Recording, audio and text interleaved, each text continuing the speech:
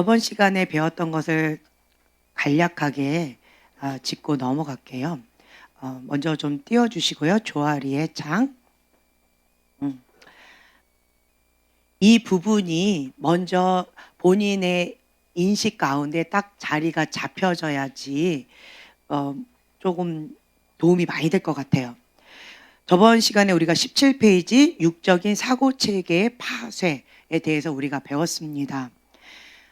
먼저 마음의 창에서 이 네 가지가 있다라고 하는 거. 첫 번째는 열린 창, 오픈 셀프라고 해가지고 나도 알고 다른 사람도 나에 대해서 아는 영역이에요. 그리고 그다음 이제 두 번째는 소경이라고 해가지고 보이지 않는 창, 두 번째 소경인데 거기에는 나는 나에 대해서 잘 몰라요. 소경이에요. 근데 나는 나에 대해서 잘 몰라요. 그런데 다른 사람은 나에 대해서 아는 영역이에요. 소경이 어떤 의미인지 알겠죠? 나는 소경이라서 보지를 못하는 거예요. 나 자신에 대해서. 그런데 다른 사람들은 다 눈을 뜨고 나를 보는 영역이라는 거죠. 자, 세 번째는 뭐냐면 숨겨진 자 해가지고 나 자신을 숨겨놓는 거예요. 그래서 나는 나에 대해서 아는데 다른 사람은 나에 대해서 모르는 영역이에요. 이 세 번째는. 그리고 이제 네 번째는 미지의 자. 나도 나에 대해서 모르고 타인도 나에 대해서 모르는 영역. 아무도 모르는 영역. 오직 누구만 아신다? 주님만 아신다. 이것을 다른 말로 무의식 세계 속의 나. 그래서 무의식 세계 속에 있는 나를 나도 모르고 다른 사람도 모르는데 갑자기 이 사람이 괜찮은 사람인 줄 알았는데 갑자기 어떤 부분만 딱 건드려지면 갑자기 이상한 사람, 내가 모르는 사람처럼 갑자기 변하는 경우 있죠. 무의식 속에 있는 나를 건드려졌을 때, 내 아픔이 건드려졌든 아니면 내 상처가 건드려졌든 내 과거의 어떤 부분이 건드려졌을 때 쑥 올라오는, 순간적으로 쑥 올라오는 그 모습의 나, 무의식 세계 속에 나, 이렇게 네 가지가 있다라고 하는 거죠. 그래서 그 다음 그림을 이렇게 보여주시면 이거를 이제 보면은요, 이제 첫 번째 영역이 오픈된 영역인데 이 영역이 크면 클수록 건강한 자아상을 갖고 있다라고 우리는 보편적으로 말을 합니다. 왜냐하면 많은 사람들은 나의 부족한 부분을 보여주고 싶을까요? 나의 좀 자랑스러운 모습을 보여주고 싶을까요? 나의 자랑스러운 모습을 보여주고 싶고 내가 좀 이 모습은 좀 알아봐 줬으면 좋겠다라고 하는 그런 모습들을 자꾸 PR 하잖아요. 그런데 나의 부족한 모습, 내 수치스러운 모습 이런 거는 보여주고 싶어요? 안 보여주고 싶어요? 안 보여주고 싶어요. 제가 이 앞에 있는 요 세 분들을 이 자리에 앉으시라고 말씀을 드린 이유가 있어요. 열등감이 강한 사람은 수치심이 강할까요? 수치심이 약할까요? 수치심이 강해. 수치심은 뭘까요? 다른 말로 열등감이에요.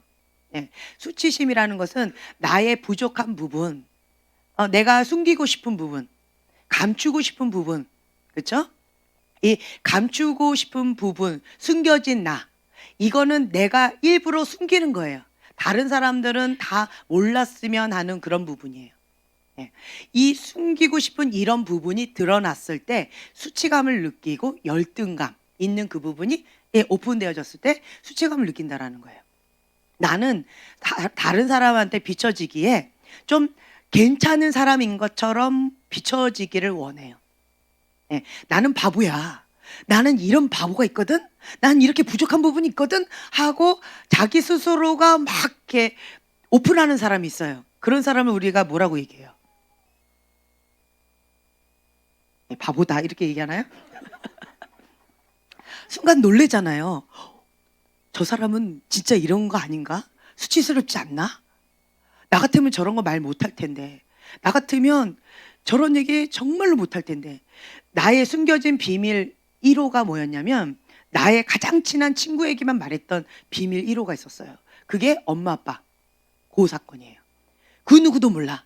그리고 이 비밀을 감추기 위해서 나는 항상 웃고 다녔어요. 나는 슬프지 않아. 그래서 외로워도 슬퍼도 나는 안 울어. 그래서 항상 참고 항상 웃으면서 밝은 미소로, 그러니까 바보같이 웃는 모습만 보여줬어요. 그래서 많은 사람들은 저보고 이게 해맑게 웃는 모습이 예쁘다라는 얘기를 많이 했어요. 그런데 무의식 속에 나 혼자 그냥 있으면 나의 이 내면의 모습이 쑥 올라와요. 어떤 모습일까요? 우울한 모습, 슬픈 모습이 쑥 올라와요. 이제 그 근본 원인이 이 부분, 가정에 대한 부분이었다는 거죠. 그래서 그 누구에게도 말하지 못했어요. 아무에게도 말하지 못했어요. 그러다가 캐나다에서 이제 2006년도에서 이제 2007년도 그때 캐나다에서 이제 한국으로 이렇게 딱 오는 그 시점에 이제 캐나다 떠나잖아요. 그리고 그곳에 있는 저희 목사님, 저희 남편 목사님의 친구 목사님 있어요. 친한 친구 목사님 계시는데 우연히 이 얘기가 툭 나오면서 내가 이분한테는 얘기하고 떠나야 될 것 같은 거예요. 그러니까 꼭 고해성사하는 거죠. 신부님 만나서 고해성사하는 것처럼 내가 이 부분은 하나님과의 관계는 하나님하고 풀어야 되는데 인간과의 관계는 사람하고 풀어야 된대요. 그래서 이 한 맺힌 임근임기는 당나귀기, 이게 나는 요거였는데, 엄마 아빠 이혼했어요, 요 얘기였는데 그 어떤 얘기도 못했어요. 어떤 얘기도 못했어요. 그러니까 제가 고등학교 때도 이제 면접을 갔는데 엄마 아빠 얘기 나오자마자 막 펑펑 울면서 말 한마디도 못하고 끝났어요. 어떻게 됐을까요? 당연히 떨어졌죠. 엄마 아빠 얘기만 나오면 눈물이 앞을 가려서 말을 잇지를 못한 거예요. 이제 그런 나의 아픔이었는데 이게 이제 숨겨진 자아였죠. 근데 그때가 이제 한 30살쯤 되었었는데 이제 그분한테 우연히 나의 가장 큰 아픔은요 하면서 고해성사하듯이 그분한테 마지막으로 얘기하고 이제 캐나다를 떠나고 다시 안 볼 뿐이고 그러니까 이제 마지막으로 이제 고해성사하듯이 이렇게 했는데 정말 그냥 이제 박목사님 잘 지내시냐, 애들 잘 건강하냐 이런데 갑자기 우리 엄마 아빠가요 이러면서 얘기를 하니까 이분 너무 당황해 하시고 제가 고해성사 할 거가 있는데요 들어주세요 이러면서 하니까 이 목사님 굉장히 당황해 하시면서 한 30분에서 1시간 2시간을 너무 당황해 하시면서 어찌할 바를 모르고 들어주셨어요. 그리고 저는 막 펑펑 우는 거죠, 그 앞에서. 근데 이제 그분이 저를 위해서 그냥 다 들어주시더라고요. 아무 말 없이 들어주시고, 그리고는 그냥 뭐라고 얘기해 주셨는지도 모르겠어요. 그냥 당황해 하셨던 그것만 기억나. 근데 그게 나는 내가 모르는 사람한테 처음 얘기한 거예요. 내가 친한 친구, 왜 진영이가 친할까요? 진영이는 아는 거예요. 또 어떤 친한 친구 있어요. 그 친구는 아는 거예요. 그러니까 손에 꼽히는 그 친구들만 알지 그 외에는 아무도 모르는 나만의 비밀이었던 거예요. 근데 그거가 뭐 대단한 비밀은 아니잖아요. 근데 나는 그랬어요. 그리고 나서 그러니까 말만 꺼내면 생각만 해도 막 눈물이 앞을 가려서 막 이성을 잃고 우는 거죠. 그만큼 저한테는 너무 큰 아픔이었어요. 그런데 지금 저는 이렇게 얘기하고 있어요. 울지 않아요. 그렇죠? 꿋꿋하게 울지 않아요. 왜 그럴까요? 치유가 됐다는 거죠. 근데 이제 한국에 딱 왔어요. 한국에 왔는데 그때 중고청 아마 예언스쿨이었던 것 같아요. 중고청 예언스쿨 해가지고 이게 연합 집회였어요. 좀 크게 했던 연합 집회였는데 거기에 처음 이제 제가 딱 섰어요. 한국에 와가지고 처음 이제 섰는데 예언스쿨이잖아요. 예언스쿨인데 이 중고청 아이들이 이렇게 앉아 있는 거예요. 그러니까 선생님도 이렇게 앉아 있고 그러고 있는데 갑자기 느닷없이 엄마 아빠 얘기가 나왔어요. 왜 그 얘기가 꺼내졌는지도 나도 모르겠어요. 예언스쿨에 왜 그 얘기가 꺼내졌는지 모르겠는데 갑자기 얘기가 나왔고, 자 그때 내가 울었을까요, 안 울었을까요? 그렇죠. 처음 얘기한 거예요. 강대상에서 처음 얘기한 거예요. 그 목사님한테 처음 얘기했고 개인적으로, 그리고 강대상에서 처음 얘기한 거였어요. 그때가 정말 이 마이크 잡고 펑펑 울었던 것 같아요. 펑펑 울면서 정말 이렇게 폭포수 같이 막 울었던 것 같아요. 울면서 나의 수치를 드러낸 거예요. 무엇을 드러냈다고요? 수치. 저의 가장 수치스러운 부분은 요거였어요. 나의 가장 큰 아킬레스건은 이거였어요. 근데 그 수치를 내가 스스로 드러냈어요. 왜 얘기가 나온지 모르겠지만 그 얘기를 막 하면서 엉엉 울면서 나는 그러면서 제가 속으로 생각했어요. '나는 망했다. 예언스쿨 첫날에 첫 강의 시간에 이게 뭔가.' 막 울면서 엉뚱한 얘기를 하고 있고, 이 사람들은 '저 뭐야, 저 강사라는 분이 앞에 서 가지고 울고 앉았고 어쩌라는 거야.' 막 이런 부분으로 이렇게 보겠다. '난 끝났다.' 막 이러면서 이 바턴을 수습하기 어려우니까 박 목사한테 그냥 넘기고 '나는 떠나야 되겠다.' 막 이러면서 그냥 막 얘기를 했던 거였어요. 그랬는데 여기저기서 울음소리가 나오는 거예요. 여기저기서. 그러면서 거기가 눈물바다가 됐어요. 그러면서 같이 나도 울고 거기 있는 많은 사람도 막 울었어요. 그러면서 성령님께서 만져주시더라고요. 저는 나의 부족한 모습을 보면 상대방이 나에 대해서 손가락질할 거라고 생각을 했어요. 그래서 저는 다른 사람들한테 어떤 흠 잡히면 안 된다라고 생각했어요. 저희 부모님이, 저희 어머니가 항상 하셨던 말씀이 "남들 앞에 싫은 소리 듣지 마라. 남한테 흠 잡히지 마라." 이런 얘기를 많이 하셨어요. 어 그렇기 때문에 그 흠 잡히지 않게, 싫은 소리 듣지 않게 나는 나의 모습을 나름대로 막 포장하고 막 이렇게 했더니 사람들이 저한테 했던 말이 "너무 도도해 보인다. 너무 도도해 보인대요. 너만 잘났냐?" 예. 너무 완벽해 보여 가지고 너무 도도해 보이고 너무 차가워 보인다. 이런 얘기들을 많이 했어요. 근데 내 내면의 아이는 어땠을까요? 내 내면의 아이는 포장하려니까 얼마나 힘들겠어요. 그 우아한 백조 이야기 아시나요? 그 포장하기 위한 우아하게 물 수면 위에 둥둥 떠다니는 그 우아한 백조 이야기. 그 발 밑에는 뭐 하고 있어요? 정말 요란하게 막 이러고 있죠. 무슨 발버둥이에요? 살기 위한 생존 모드의 발버둥을 막 치고 있는, 그게 꼭 나의 모습인 것 같아요. 그런 모습으로 내가 인제 살아왔었었는데, 그랬었는데 나의 수치를 드러냈을 때에 사람들이 같이 울어주는 거예요. 그러면서 그때 뭐라고 얘기했냐면, 저보고 다 뭐라고 얘기했냐면 너무 해맑으니까 세상의 고통은 세상의 아픔은 하나도 안 겪은 것처럼 보였대요.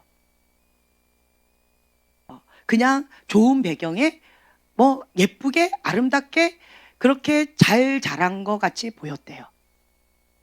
그런데 내 안에 이런 아픔이 있었고 이런 어려움이 있었고 이런 고통이 있었다라는 이야기를 들었을 때, 아, 인간이구나. 공감대가 섰다는 거예요. 인간미가 넘치고 그냥 나를 따뜻하게 안아주고 싶다라는 그런 이야기를 하는 거예요.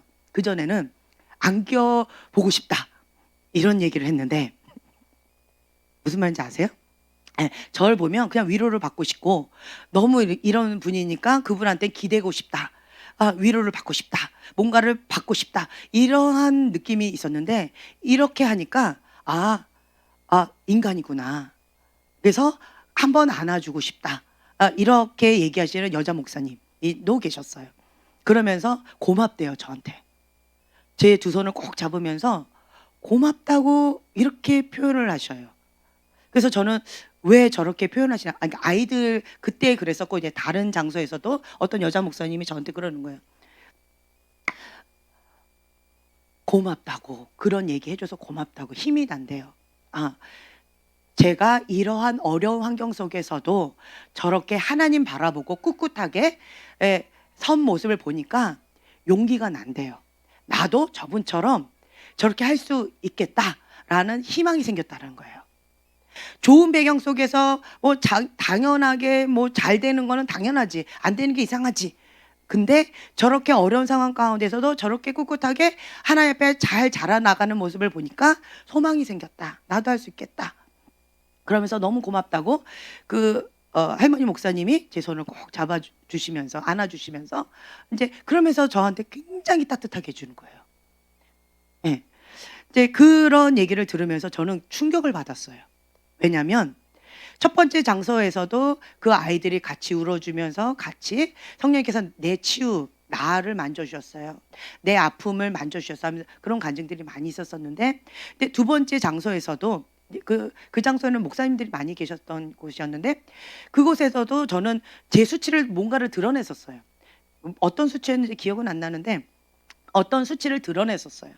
근데 거기에서도 그 할머니 목사님 나한테 고맙다 그러면서 그냥 안아주시는 모습 보면서 제가 충격을 받았어요.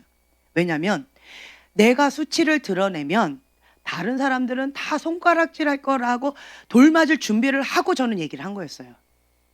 그래, 욕해라, 나 이런 사람이다 라는 각오를 하고 이를 악물고 저는 제 수치를 드러낸 거였는데, 사람들의 반응은 너무나도 달랐어요. 그리고 목회자 세미나 같은 그런 곳에서 제 수치를 드러냈는데, 근데 거기서도 반응이 달랐어요. 저는 돌을 던지고 욕을 할 줄 알았어요. 그런데 그냥 다른 반응이었어요. 저한테 따뜻한 눈길로 사랑의 뿅뿅뿅을 보내주시는 거예요. 그러면서 굉장히 은혜로웠다고, 나의 수치를 드러냈는데 굉장히 은혜를 받는 거예요.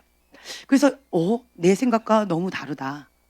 사람들의 반응은 왜 이렇게 다르지?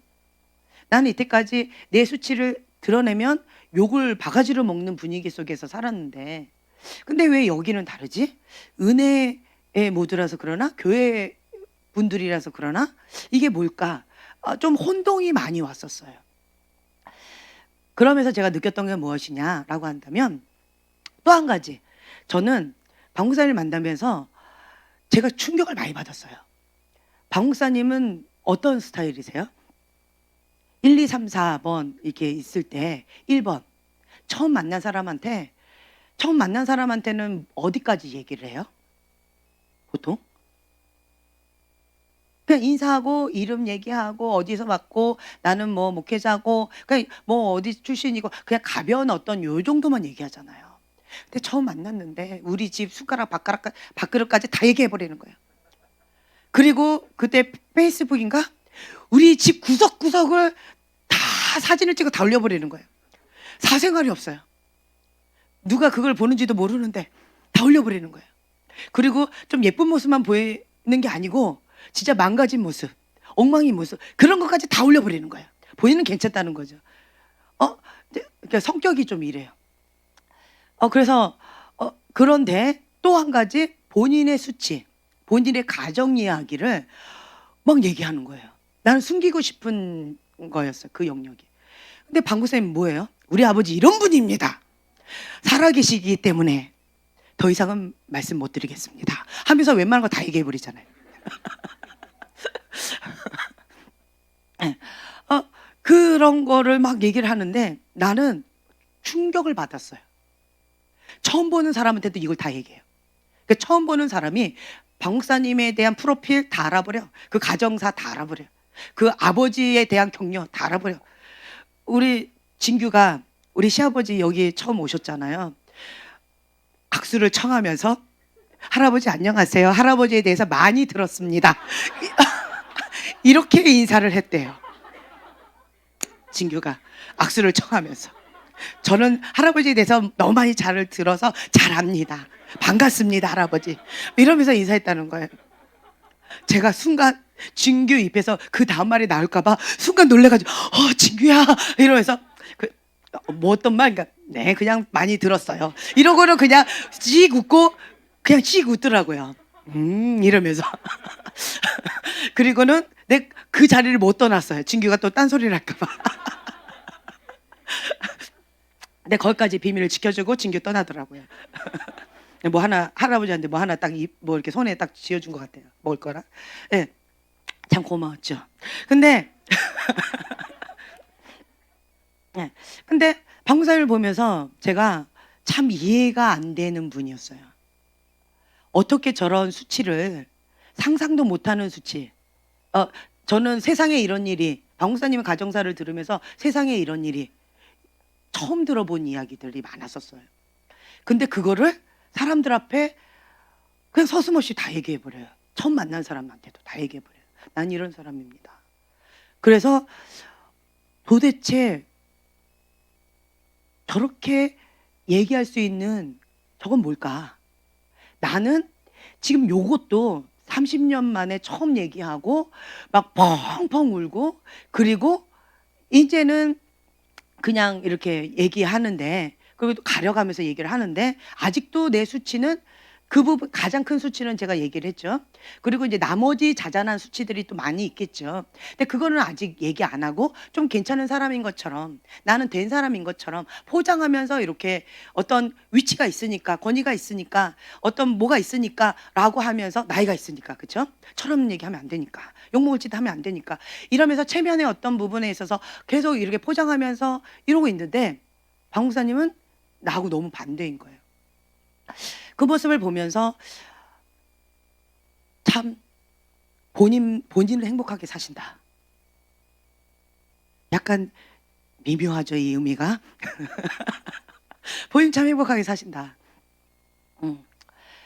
가리지 않는다. 숨기지 않는다. 왜 숨기지 않을까요? 그 부분을, 치유. 왜 숨기고 있을까요? 네. 이 커트라인은 뭐냐면 치유예요, 치유. 정말 이것이 수치스러운 이야기지만 내가 치유가 됐으면 그것을 건강하게 얘기할 수 있어요. 돌 던져도, 침 뱉어도, 그것을 다 받을 준비가 되어 있어요. 왜요?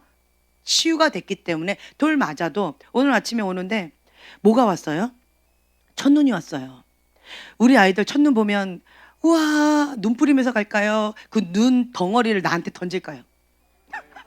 내 등판은 눈판이 됐습니다. 3명이 내 등판에다가 계속 영속해서 돌이 아니고 눈덩이를 막 던지는 거예요. 근데 그것이 아픈데, 아픈 부분을 딱 치면 어떨까요?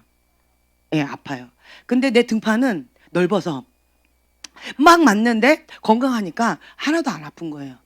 하나도 안 아파요. 근데 어떤 부분은 아픈 부분이 있었어요. 근데 그거가 딱 하니까 하고 아프더라고요. 그리고 그 부분은 굉장히 차갑게 느껴지는 거예요. 너무 시리게 아픈 거예요. 그것처럼 그 누가 나한테 눈덩이를 던지고 돌을 던진다 해도 나는 치유가 됐기 때문에, 그 부분이 건강하기 때문에 나한테는 아무 의미가 없는 거예요, 더 이상은. 그래서 돌을 던져도 아이들이 눈덩이를 던지는 것처럼, 종이를 구겨가지고 그거를 던지는 것처럼 나한테는 별로 의미가 없어요. 그래, 던져라. 마음껏 던져라. 나한테는 별로 의미가 없다. 이제 이런 태도가 되어져요. 근데 내가 아픈 부분은, 그 부분을 포장했는데 붕대로 싸움인 거죠. 아무렇지도 않은 것처럼. 근데 그 부분을 던지면, 다른 사람이 안다라는 것 자체가 수치인데 그 부분을 던지면 견딜 수가 없는 거예요. 못 견디는 거예요. 왜 그럴까요? 치유가 안 돼서 그런 거예요. 같은 수치인데 치유가 되면 그것을 내가 감당할 수 있는 힘이 생겨요. 내적인 힘이 생겨요. 근데 치유가 되지 않으면 수치스럽기 때문에 포장하고 숨겨진 영역이라는 거예요. 그래서 건강하지 않은 숨겨진 영역이 많아요. 나만 아는 영역이 많아요. 건강하지 않은 사람은. 또 건강하지 않은 자는 뭐가 많냐? 다른 사람들은 나에 대해서 많이 알아요. 건강하지 않은 사람, 다른 사람들, 소경 영역. 두 번째 영역이죠. 보이지 않는 창. 나는 나에 대해서 모르는 거야. 나는 이런 사람이야. 나는 왕년에. 자, 나는 왕년에를 많이 얘기하는 사람은 지금 현재는 어떻다라는 거예요. 안 그렇다는 거죠. 그러면 나의 이미지상에는 내가 어떤 모양에서 멈췄을까요? 과거에. 그래서 내가 가장 멋있어 보이는 그때, 내가 가장 예뻤을 그때 나이로 딱 돌아가는 거예요. 제가 6학년 때 160에 45kg라고 했잖아요. 근데 제 동생이 저보고 돼지야, 돼지야, 돼지야라고 많이 얘기했어요. 그래서 저는 돼지라고 생각했어요. 내가. 그래서 그때 다이어트 한다고 밥을 3분의 1 먹고 예, 막 이러고 다녀요. 그럼 선생님이 지연아 왜 너는 밥을 왜 그렇게 먹니? 많이 먹어라. 너 살 좀 쪄야 되겠다. 선생님 모르는 말씀하세요. 난 돼지예요. 그래서 나는 조금만 먹어야 돼요. 지연아 너 지금 후 울면 날아갈 것 같아. 선생님 모르는 소리 하지 마세요. 내 동생은 나보고 돼지라고 합니다. 나는 돼지예요. 막 이러면서 저는 저 자신이 돼지인 줄 알았어요. 왜냐하면 그때 제 동생이 너무 말랐었어요. 그래서 그때 당시 자기의 눈에는 내가 돼지로 보인 거예요. 그리고 또 한 가지 뭐든 먹을 게 들어와요. 그러면 내가 조공을 바쳐라. 2분의 1 나한테 바쳐라. 항상 이래요. 그러면 정확하게 2분의 1을 나한테 바쳐요. 그리고 마음 내키면 하나를 더 가져와요 나한테. 그리고는 저는 얘기했잖아요. 처음 듣는 것처럼 이러시네. 새우깡을 반을 나한테 딱 줘요. 그럼 보니까 다 먹어요. 나는 몇 개가 있어요. 하나 반이 있는 거예요. 그래서 나보고 돼지라고 많이 했어요. 예, 그거 먹고 키 컸어요. 그거 먹고 키가 안 자랐어요. 예, 그래가지고 제가 새우깡을 한 개 있잖아요. 요거 하나. 요 하나 갖고 100만 원. 그럼 내 동생은 100만 원 주게. 그거 달래요. 그래 100만 원.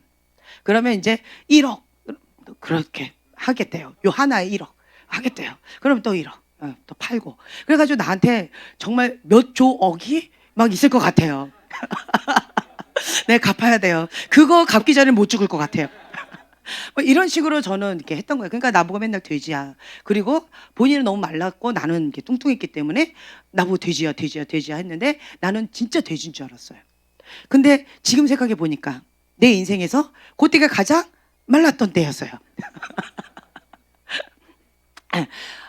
그랬는데, 그러니까 내가 생각하는 나와 다른 사람이 나를 생각하는 내가 완전히 다를 수가 있다라는 거예요. 내 동생이 나를 볼 땐 돼지였어요. 걔 농담이 아니라 진짜로 그랬어요. 그러니까 너무 말랐기 때문에 다니엘처럼 말랐다고 해나? 너무 말랐었어요. 그러니까 본인이 볼 땐 내가 돼지였던 거예요. 그리고 나는 다른 사람의 말을 안 믿고 내 동생의 말을 믿었어요. 예, 엄마는 나보고 말랐다고 했는데 엄마 말도 안 믿었어요. 나는 내 동생의 말을 믿었어요. 그래서 너하고 내가 볼 땐 난 돼지야. 그래 너가 평균인데 난 너처럼 말라야 돼. 막 이러면서 내가 나를 생각할 때는 나를 그렇게 했다는 거죠. 근데 다른 보편적인 사람들은 아니었다라는 거예요. 그리고 또 한 가지 나는 나를 바라볼 때 과거에 이제 셋째를 낳기 전까지는 그래도 좀 이렇게 나이도 어리고 좀 날씬했다고 해요. 그러다 보니까 사람들이 저를 바라볼 때 뭐 그냥 뭐 여러 가지 이렇게 얘기 언니 같다. 막내 뭐 사모님 뭐 친구 같은 누구 뭐 그리고 뭐 사랑이 많은 사람 뭐 이런 얘기들을 좀 많이 들었었어요. 그랬는데 이제 애 낳고 나서 살이 20kg 쪄버렸잖아요. 그리고 나서는 얘기가 듣는 게 달라졌어요. 무섭다. 예, 무섭다가 제일 많았어요. 무섭다. 예. 근데 이제 저는 저의 모습을 생각할 때 아기 딱 낳고 난 다음에 내 과거의 나의 많이 듣던 이때까지 살면서 많이 듣던 나의 모습이 있었잖아요. 그리고 지금 현재 사람들한테 듣는 나의 모습이 있었잖아요. 그런 거 가운데서 갭이 너무 컸어요. 너무 커가지고 좀 많이 힘들었던 것 같아요. 왜 나를 보고 무섭다 그러지? 무섭다 그러지? 왜 무섭지? 왜 무섭지? 왜 무섭지? 그랬는데 여러 가지로 제가 이제 살이 너무 찌고 우울증 걸리고 또 거울을 봤을 때 딴 여자가 이렇게 서 있고 이러다 보니까 마음이 굉장히 힘들었다 봐요. 그리고 이제 여러 가지 힘겨운 상황 가운데에서 제가 이제 성격이 조금 좀 이렇게 되어졌었나 봐요. 그러다 보니까 좀 인상을 좀 많이 쓰고 그러다 보니까 좀 많이 무서웠었나 봐요. 그래서 이제 무섭다라고 많이 얘기를 하셨는데 저는 사람들이 나를 무섭다라고 했을 때 그걸 안 받아들였어요. 네가 더 무섭지 나보다 이렇게 그 말을 잘 안 받아들였어요. 그랬는데 또 이제 과거 어쨌든 뭐 상처들이 막 또 많이 생기고 여러 가지 뭐 힘겨운 시간들을 보내면서 제 안에 상처들이 막 이렇게 생기면서 제가 아픔들이 너무 커지면서 인상을 좀 많이 쓰게 되고 무섭게 내 안에 어떤 것들이 많이 생기면서 이제 그러면서 얼굴이 내가 좀 무서워지는 것 같았어요. 예, 화가 많이 나 있고 힘겨운 그런 거 가운데서 좀 그랬던 것 같아요. 그러다 보니까 내가 내 거울을 봐도 완전히 딴 여자가 있고 좀 무서워요. 그래서 저 사람들이 나를 무섭다라고 하는데 나도 내가 봤을 때 좀 무섭네. 라고 하면서 그것을 받아들이기 시작했어요. 그러면서 다른 사람의 이야기를 조금 이렇게 듣기 시작했어요. 아, 내가 생각하는 나와 과거의 나의 모습과 지금 현재의 모습이 완전히 이렇게 갭이 다른 거가 있을 수가 있구나. 그리고 이런 얘기들을 터부시하기보다는 내가 이 부분에 있어서 그럼 나는 어떻게 해야 되지? 이런 것들. 그리고 또 이제 제가 또 이제 사역을 할 때 이제 저희가 CEO다 보니까 어떤 부분을 이렇게 집중해서 보다 보면 인상이 좀 쓰게 돼요. 인상 쓰면서 이렇게 보게 돼요. 그럼 또 더 무섭대요. 완전 무섭대요. 그런데 나도 모르게 집중하다 보면 이제 인상이 쓰게 되는데 웃으면서 이렇게 안 돼요. 더 무서울 것 같아요. 웃으면서 하면. 근데 어쨌든 이제 그러다 보니까 무섭다. 이런 얘기를 많이 듣는데 그러면 인제는 내가 그걸 받아들이기 시작하면서 이 받아들이기 시작한 게 얼마 안 됐어요. 애 낳은 지는 지금 굉장히 10여 년 지났는데도 그걸 내가 안 받아들였던 것 같아요. 나는 이때까지 뭐 30여 년 이상 다른 이야기를 들었고 한 번도 무섭다는 얘기를 안 들어봤거든요.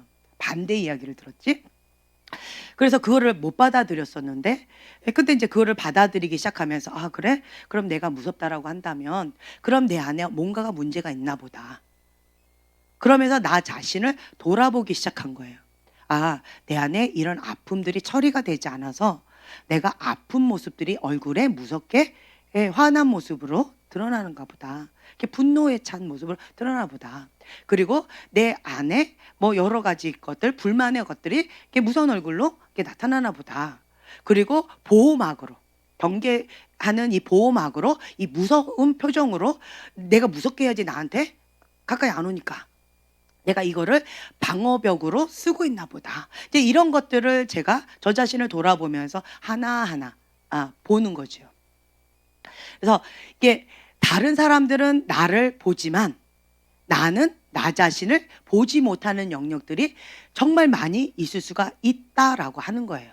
그리고 제가 자라오면서 시간이 지나가면서 나이를 먹어가면서 변화되는 나의 외적인 모습 그리고 속사람의 모습, 영적인 모습들이 많이 변화되어지면서 다른 모양으로 될 수 있다라고 하는 것들. 근데 내 이 생각은 과거의 모습에서 멈춘 거예요.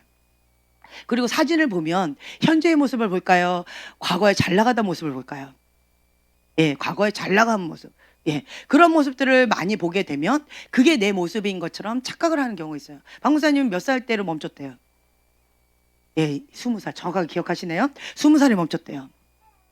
20살에 멈춘 그 모습이 내 모습인 거예요. 그렇게 되어지면 이제 어린아이 같은 모습들이 나오는 거죠. 그러면 내가 생각하는 나의 모습과 다른 사람이 나를 바라볼 때 나의 모습은 갭이 굉장히 클 수가 있다. 왜냐하면 지금 나이가 몇 살이나 먹었어요, 이제? 20살 몇 배로 먹었잖아요. 그렇죠? 그런데 이제 아직도 20살이다 이래버리면 어려워지는 거죠. 병원 가셔야 되나? 이렇게 힘겨워지는 거죠. 그래서 이렇게 갭이 있는 이런 모습들을 내가 받아들인다라고 하는 것은 내 속사람이 건강할 때 받아들여져요. 내 속사람이 건강하지 않으면 거부해버려요. 다른 말로 회피. 직면하고 싶지 않아요. 회피하고 싶어요. 내 모습을. 아니야. 난 그렇지 않아요. 난 그런 사람 아니에요. 나를 몰라서 가는 거예요. 이런 식으로 거부하고 회피하고 싶은 본능이 일어나요. 근데 이 속사람이 건강해지면 나오는 반응이 뭐냐면 나는 단 한 번도 그렇게 생각해 본 적이 없는데 그래요? 그렇다면 한번 그것도 고민해 봐야 되겠네요. 한 번도 생각해 본 적은 없지만 그렇다면 한번 좀 되돌아 봐야 되겠네요. 왜 내가 그렇게 비쳤을까? 왜 내 모습이 그런 거가 이렇게 있지? 하고 저 자신 한번 되돌아 봐야 되겠네요. 라고 하면서 그 부분을 받아들이는 거예요. 이런 사람은 속사람이 건강한 거예요. 제 말 이해가 되시나요? 그래서 제가 이 세 분을 놓고 제가 계속 하는 이유가 있어요. 이 세 분은 어떤 사람일까요? 네, 속사람이 건강하답니다. 할렐루야. 네. 본인은 어떻게 생각하시나요? 네, 속사람 안 건강해요. 본인은 어떻게 생각하세요? 네, 속사람 지저분하죠. 네, 어떠신가요? 응, 아니에요. 예. 근데 다른 사람들은 다 건강하대요. 할렐루야. 그러니까 내가 바라보는 나의 모습과 다른 사람들이 바라보는 여러분들의 모습은 이렇게 갭이 크다는 거예요. 왜 여러분들을 건강하다고 했을까요? 그게 그냥 인사말일까요? 진심으로 하는 얘기일까요? 인사말. 여기는 우리 형제님? 다른 사람들이 속사람 건강하다 한 것은 인사말일까요? 진심일까요? 예, 그건 진심인 것 같아요. 지저분한데, 건강하다. 그건 진심이다. 네가 날 몰라서 그래. 어떤 것 같아요? 예, 좋게 봐주시는 것 같아요. 진심인 것 같아요. 근데 여기는 네, 진심이 아닌 것 같아요. 인사말인 것 같아요. 놀리는 건가, 나를? 근데 제가 볼 때는 진심이에요. 진심이에요. 속사람이 건강하지 않으면 제가 여기서 따발총을 쏴야 되는데 매일 쏘겠다고 여기다 고정석으로 앉으세요, 앉으세요, 앉으세요 해놨는데 건강하지 않은 사람 여기 앉을 수 있을까요, 없을까요? 예, 없어요. 그 말은 뭐냐면 나 같으면 저기 못 앉아. 그 얘기예요. 없어요. 나 같으면 저기 못 앉아요. 그 말은 뭐냐면 나보다는 건강해요. 그 얘기예요. 나보다는 건강해요. 근데 여러분들이 자기 자신을 바라보면 나는 안 건강해. 갈 길이 멀어. 이렇게 생각해요. 이렇게 갭이 클 수 있다라는 거죠. 다른 사람이 바라볼 때는 부러움의 대상인데 그런데 내가 나를 바라볼 때는 부족한 부분이 너무 많은 것처럼 느껴지는 거예요. 이런 영역들이 다 있다라는 거죠. 근데 제가 볼 때는 여러분들은 건강한 거예요. 이 부분에 있어서는. 제가 언제든지 쏠 테니까 앉아주세요라고 했잖아요. 쏘세요 하셨잖아요. 그렇죠? 네, 네, 쏘세요. 네, 얼마든지 쏘세요. 아프지만 뒤에서 욕은 하지만 그래서 쏠 테면 쏘세요. 난 뒤에서 욕할 테니까. 뭐 이러면서 하잖아요 지금. 그러면서 이렇게 하잖아요. 근데 어떤 분은 저한테 솔직하게 이렇게 얘기해 줬어요. 저는 쏘지 마세요. 나 안 건강하니까, 나 감당이 안 되니까 쏘지 마세요. 이러고 그러다가 또 어떤 분은 저한테 또 이렇게 얘기하세요. 그래도 내 속사람이 좀 건강해지고 싶으니까 아예 쏘지 않는 거는 좀 그렇고 가끔 쏴주세요. 네, 이렇게 얘기하시는 경우 있어요. 그리고 어떤 분은 살짝만 쏴주세요. 이 농도 조절을 좀 해주세요. 좀 이렇게 수위 조절을 해주시면서 좀 쏴주세요. 이렇게 얘기하는 사람도 있어요. 그게 내 속사람의 이거라는 거예요. 그래서 내가 여기가 너무 마음이 여린 사람 있죠. 제가 마음이 굉장히 여렸었다고 하니까 여러분들이 여렸었나 보다라고 생각하시지만 여러분들이 저를 볼 때 굉장히 강해 보이죠.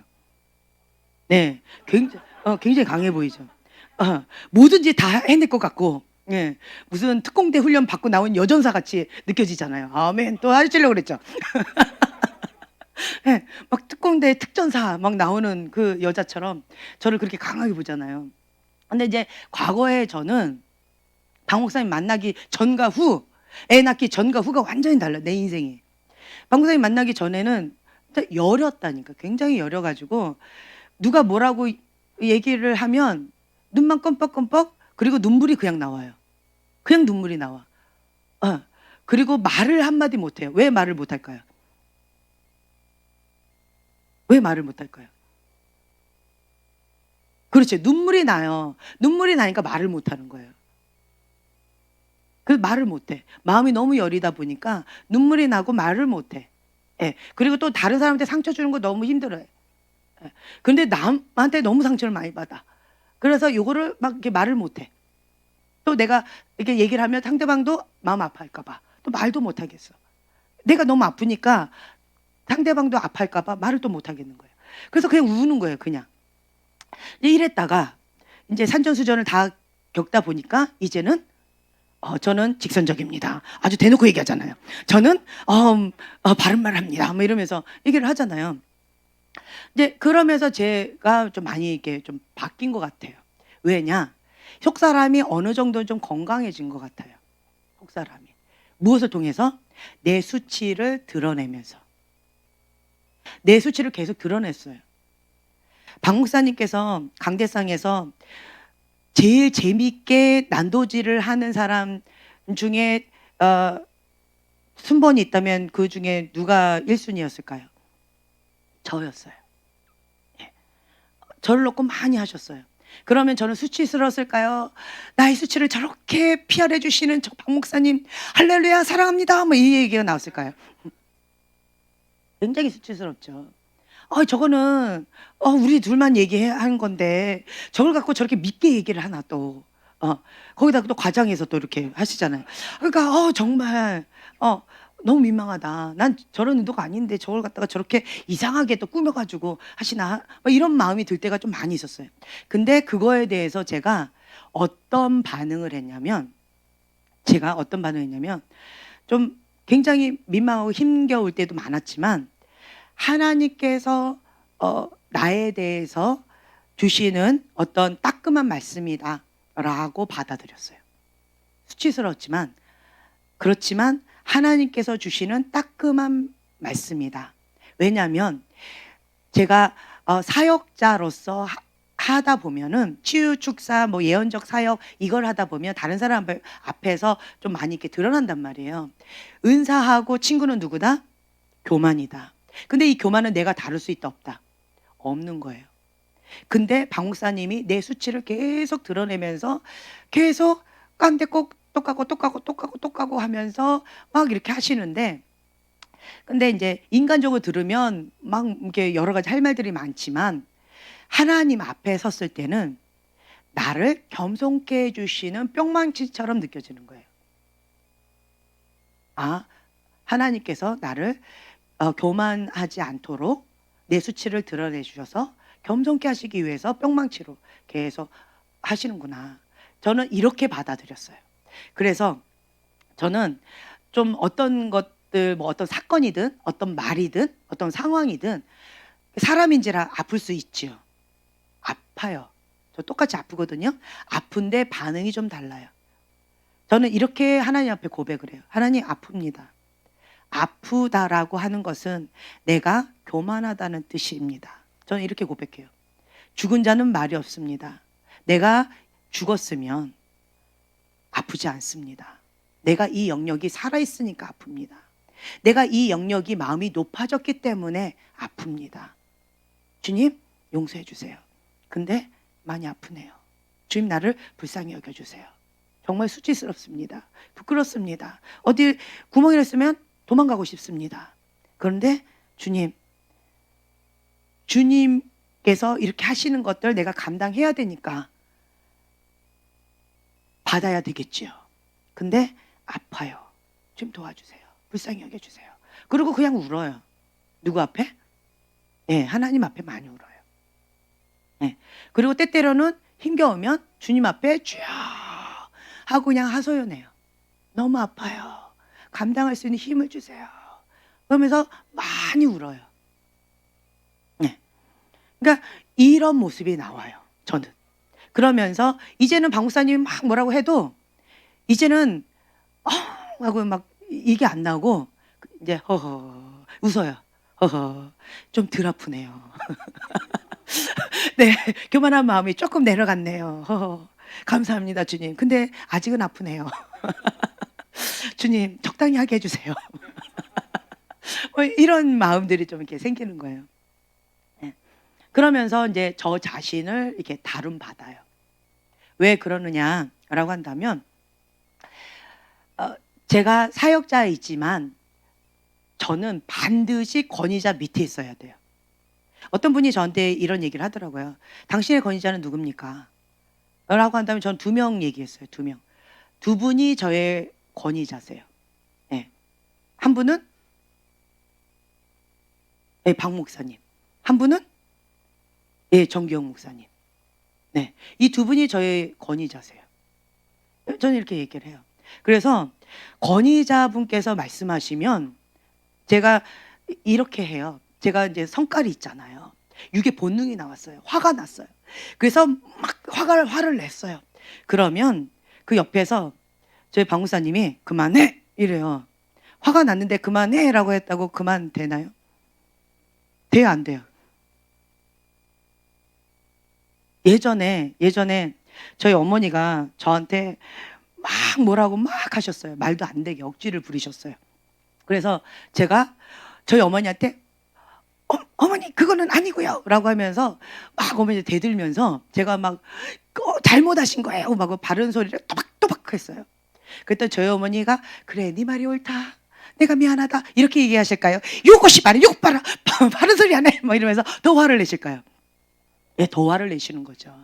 그러면 또 저는 또 거기다 대고 내가 맞는 말인데 왜 화를 내세요? 라고 하면서 막 이러면서 이렇게 되는 거죠. 그러한 상황에 저희 박 목사님이 방에서 딱 나오셨어요. 그러면서 저한테 한마디 외쳤어요. 방에 들어가! 이러는 거예요. 화를 내면서.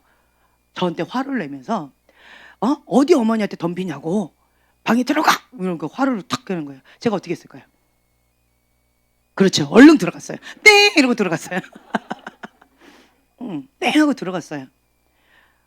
그 모습을 보고 그때 이제 제 동생하고 저희 어머니하고 같이 있었는데 동시에 둘이 서로 이렇게 마주쳤대요. 눈이. 저 누구야? 우리 언니 맞아? 내 딸 맞아? 저 딴 여자야? 뭐 이런 순간으로 했다는 거예요. 그러면서 박 목사님을 존경하게 되었다는. 그러니까 저는 막 화가 나고 뭐 어떤 부분이 있는데 권위자분께서 그만하라고 그러면 그만해요. 네. 근데 막 박 목사님이 막 이렇게 하다가 남편으로 이렇게 했을 때는 조금 이렇게 하는데 이제 영적인 권위자로서 그만해 이러죠. 그러면 네 하고 딱 그만해요. 그리고 제가 진짜 하기 싫은데 해 이러면 하려고 노력해요. 예. 그 부분은 제가 노력을 많이 해요. 그리고 이제 정경 목사님도 제가 너무 하기 싫은데 이건 해야 된다. 진리의 말씀, 하나님 뜻이다. 라고 말씀하시면 저는 거기에 100% 순종을 해요. 울면서, 이를 악물면서 네 하고 그냥 해요. 왜 이렇게 할 수 있을까요?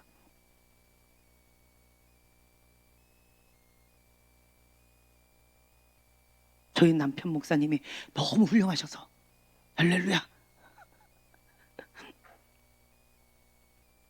왜 이렇게 할 수 있을까요? 예, 예수님 때문에. 우리 맨날 외웠잖아요. 고린도후서 10장 4, 5절 말씀. 모든 걸 다 사로잡아 어디에 복종해라?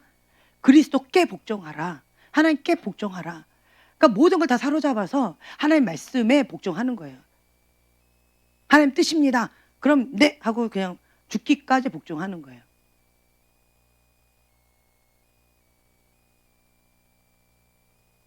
저는 그거가 훈련이 되어져 있어요. 왜냐하면 이게 안 되지요. 제가 무당이 될 수 있어요. 제가 무당과 하나님의 사람 동전 앞뒷면이에요. 앞뒷면. 이거는 나의 생명줄이에요. 내가 하나님의 사람으로서 하나님 앞에 끝까지 살아남는 유일한 길이다라고 저는 생각해요. 권위자가 없는 사람, 권위자의 보호를 받지 못하는 사람은 잘못된 길로 갈 우려가 많아요. 저희 교회 오면 가장 강조하는 것 중에 하나가 뭘까요? 예, 권위의 순종이에요. 왜 권위의 순종을 강조할까요? 예, 보호받기 위해서. 보호받기 위해서 그래요. 나를 위해서 하는 거예요. 나 자신을 위해서 그래요. 권위의 보호를 받으면 하나님의 보호를 받아요. 모든 권위는 하나님으로부터 왔기 때문에 권위의 보호를 받아요. 그 권위자가 불의한 권위자라 할지라도 엘리 제사장처럼, 예.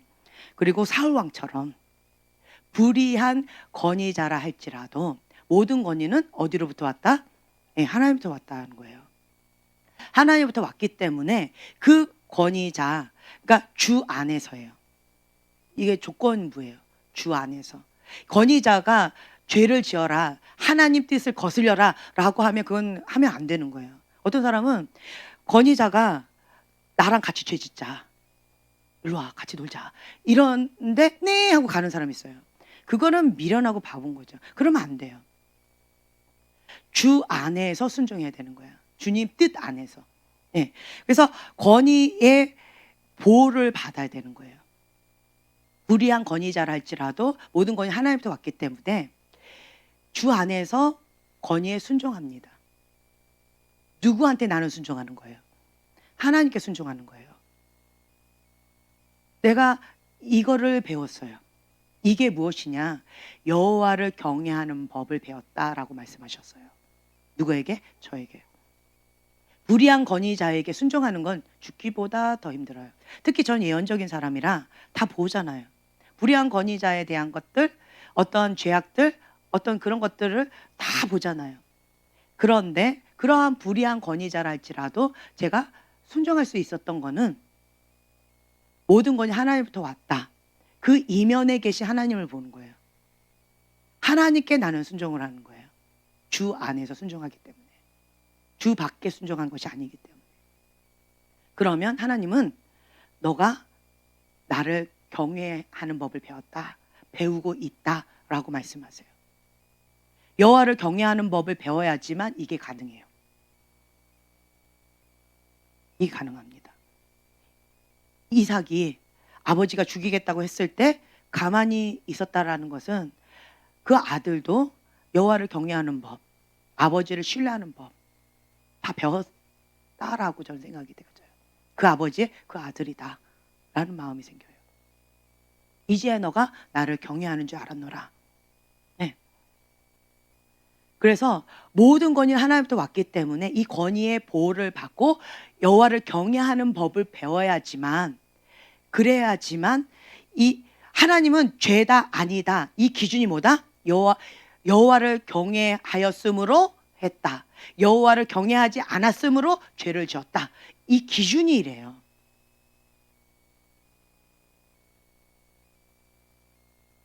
마음의 중심의 동기가 여호와를 경외함으로 한 거예요. 마음의 중심의 동기가 여호와를 경외하지 않음으로 한 거예요. 하나님은 이 중심의 동기, 너가 여호와를 경외함으로 했다, 너가 여호와를 경외하지 않음으로 했다, 이걸 보시는 거예요. 그래서 죄다, 그래서 죄가 아니다, 너는 정직행했다, 여기에서 하나님은 죄다 아니다를 그거에서 기준을 삼으시더라고요. 성경을 보니까 그렇더라고요. 그래서 저는 여호와를 경외하는 법을, 그게 뭔지 몰랐는데 주님은 이걸 말씀하시더라고요. 불의한 권위자 밑에서도 바른 태도를 보이고, 불의한 권위자 밑에서도 주께 순종하듯이 주 안에서 순종하는 것은 여호와를 경외하는 법을 배운 자만이 가능하다. 네, 그거를 깨닫게 해주셨어요. 그래서 제가 계속 여기서 강조하는 게 뭐예요? 겸손히 여호와를 경외하고 회개 모드로 가는 자만이 여기서 통과할 수 있다라고 말씀드린, 굉장히 많은 것을 함축하고 있어요. 이게 하나님께서 저에게 가르쳐 주신 거예요. 저의 인생, 지금까지 태어나서 지금까지 하나님 앞에 배운 거는 요거예요. 인생을 함축한다면 이거예요. 하나님 앞에 겸손한 거, 그리고 회개 모드로 가는 거, 그리고 여호와를 경외하는 거, 그리고 거룩한 그릇. 이게 함축된 단어예요. 저는 인생을 살면서 요거 배웠어요. 하나님 이걸 강조하셔서 그냥 순종하고 왔는데 하나님 이거를 가르쳐 주시더라고요. 이게 다 연결되어 있는 것들. 회개하지 못하면 여호와를 경외하는 법을 배울 수가 없어요. 분노가 일어나는데, 억울한데 어떻게 여호와를 경외할 수 있어요? 하나님 나쁜 하나님인데, 분노가 일어나는데, 불의한 하나님인데 분노가 일어나요. 여호와를 경외하는 법을 배울 수가 없어요. 교만하면 하나님 대적하는데 어떻게 여호와를 경외하는 법을 배워요? 못 배워요. 하나님 앞에 대적하면서 거룩한 그릇을 준비한다? 그것도 불가능합니다. 이 다 연관이 되어 있어요. 연결이 되어 있어요. 예수님처럼 죽기까지 복종해야지만 하나의 말씀 가운데 순종할 수 있어요.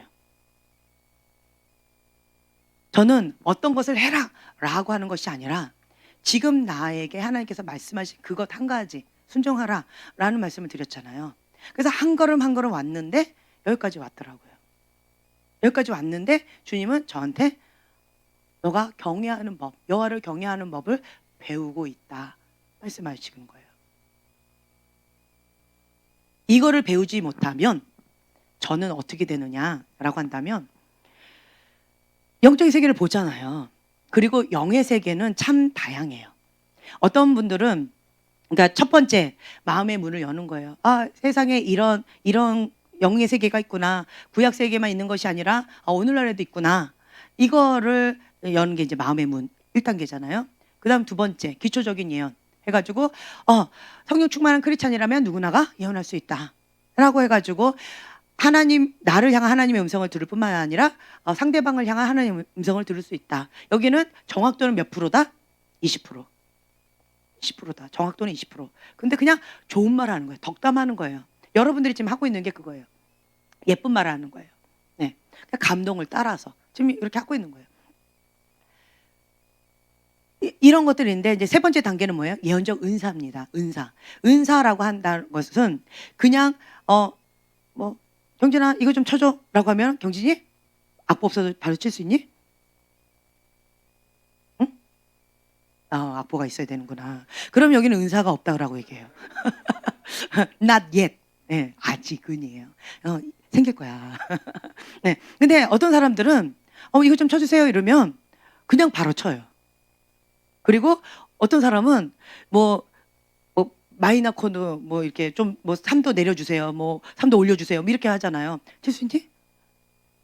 근데 은사자들은 이게 돼요.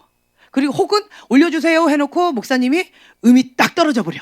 그러면 바로 맞춰드려요. 이걸 은사자라고 해요. 은사자. 이런 건 은사자예요. 근데 너나 나나 똑같다. 나는 악보 반드시 있어야 돼. 그리고 3도 내리세요 그러면 본인이 좀 내려주세요. 난 못해요. 그냥 없이 치지요. 그냥 없이 하지요. 이렇게 돼요. 안 돼요. 저는 은사가 없어요. 은사가 없으면 이렇게 되어져요. 근데 피아노는 쳐요. 그렇죠? 네. 이런 게 있어요. 은사자들 있잖아요. 은사자들은 참 순한 양일까요? 염소 같을까요? 네. 교만이 하늘을 찌를까요? 교만이 바닥을 치고 내려갈까요? 네. 네. 저 자신을 봐도 제가 그때 얘기했잖아요. 제가 교만이 여기까지 왔는데 너무 좋은 거예요. 더 즐기고 싶은 거예요. 아직 아무도 몰라. 하나님만 알고 나만 알아. 전 그것까지 보이는 거예요. 아무도 못 봤어. 아직은 못 봤어. 좀 더 즐길 수 있겠구나라고 하는 게 보이는 거예요. 근데 이 교만이 하나님 앞에 죄라는 건 알지만 이거를 즐기고 싶은 거예요. 그러니까 물 속에 내가 이만큼 흘러가는 물 속에 이만큼 들어갔다 생각해 보세요. 내가 마음대로 움직일 수가 없어요. 물 흘러가는 대로 나는 휩쓸려 가는 거예요. 그런데도 좋은 거예요. 그러다가 들었던 말씀이 마태복음 7장의 말씀. 그 말씀인 거예요. 불법을 행한 자여 내가 너를 모른다. 내게서 떠나가라. 그 말씀을 들은 거예요. 설교 시간에. 네, 어떤 집회에서. 저는 그 말씀이 하나님께서 저에게 호통치는 말씀처럼 들렸어요. 거기서 꼬꾸라지고 한 4시간을 막 굴르면서 하나님 앞에 회개를 했나 봐요. 그런데 이 교만이 어디까지 내려갔다? 저는 이 정도 4시간 동안 막 눈물 흘려면서 떼굴꿀 굴러가면서 그렇게 통곡하면서 회개를 했으면 그래도 어느 정도 내려갔을 줄 알았어요. 그랬는데 얼마 안 내려갔어요. 요만큼 내려갔나? 요만큼 내려간 거예요. 요만큼. 나는 그래도 한 무릎 정도 내려갔을 줄 알았어요. 아니면 허벅지 정도는. 근데 요만큼밖에 안 내려갔어요. 제가 그때 쇼크를 받았어요. 이게 2006년도 일이었어요. 제가 쇼크를 받았어요. 교만은 내가 못 다루는구나. 이 교만은 도움이 필요하구나. 제가 이걸 깨달았어요. 그래서 은사가 탁월합니까? 교만도 탁월합니다. 제가 그렇게 계속 얘기하잖아요. 은사가 별로 없습니까? 교만도 별로 없습니다. 할렐루야. 제가 얘기하잖아요. 그래서 은사하고 교만은 친구다. 제가 계속 말씀드리잖아요. 근데 뭐 별 그것도 없으면서 교만한 사람도 있더라고요. 예.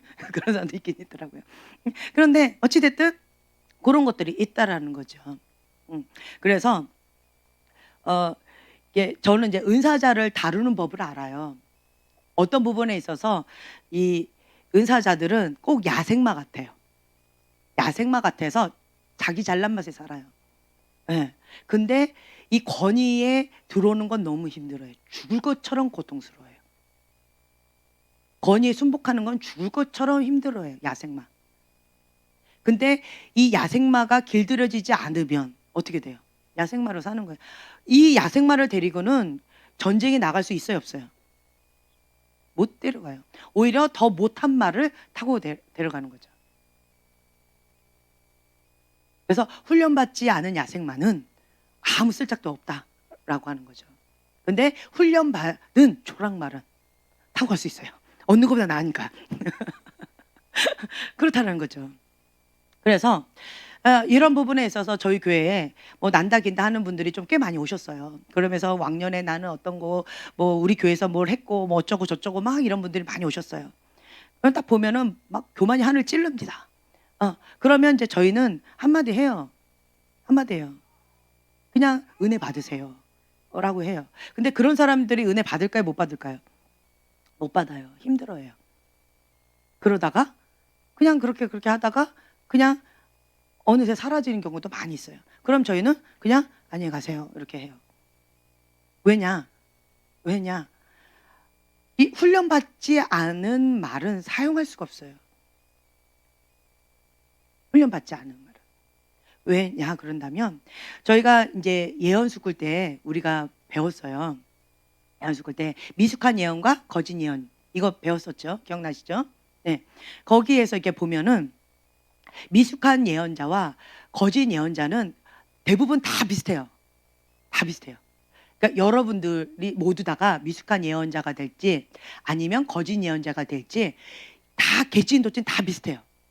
근데 차이가 한 가지 있어요. 뭘까요? 몇 가지가 있어요. 차이가 몇 가지가 있어요. 뭐가 있을까요?